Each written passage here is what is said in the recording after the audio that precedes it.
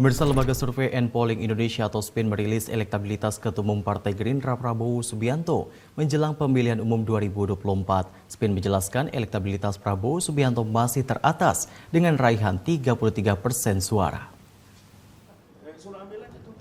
Lembaga Survei and Polling Indonesia atau SPIN merilis elektabilitas Ketua Umum Partai Gerindra Prabowo Subianto menjelang pemilu 2024 masih unggul jauh dari para pesaingnya. Direktur Eksekutif SPIN, Igor Dirgantara, mengatakan dari hasil survei yang dilakukan pada tanggal 3 hingga 13 Februari 2023, di 34 provinsi Indonesia elektabilitas Prabowo Subianto mencapai 33%.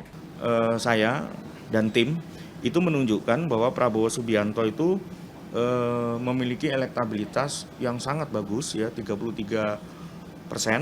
Itu artinya Pak Prabowo tidak saja bisa mempertahankan elektabilitasnya tapi juga bisa meningkatkan. Karena belakangan ini juga banyak yang mengatakan bahwa elektabilitas Pak Prabowo itu stagnan atau cenderung turun. Gitu ya. Itu agak berbeda dengan hasil survei SPIN ini yang menunjukkan Pak Prabowo itu elektabilitasnya meningkat terus gitu, diikuti oleh Ganjar Pranowo itu 20,6%, lalu Anies 20% gitu. Selebihnya itu Ridwan Kamil, AHY, Khofifah Indar Parawansa dan sebagainya.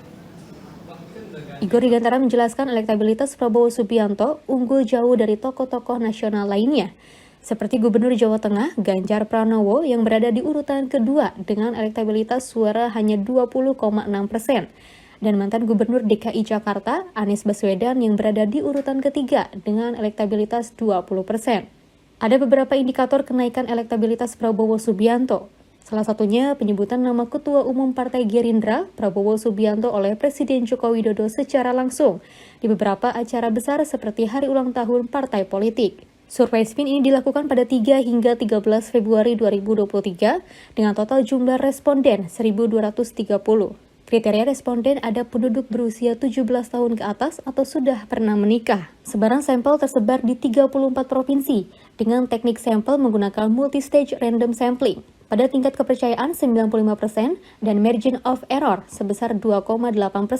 Teknik pengumpulan data dilakukan dengan wawancara langsung serta kontrol kualitas 10% dari sampel. Fasitria Dito Rosito, Garuda TV, melaporkan dari Jakarta.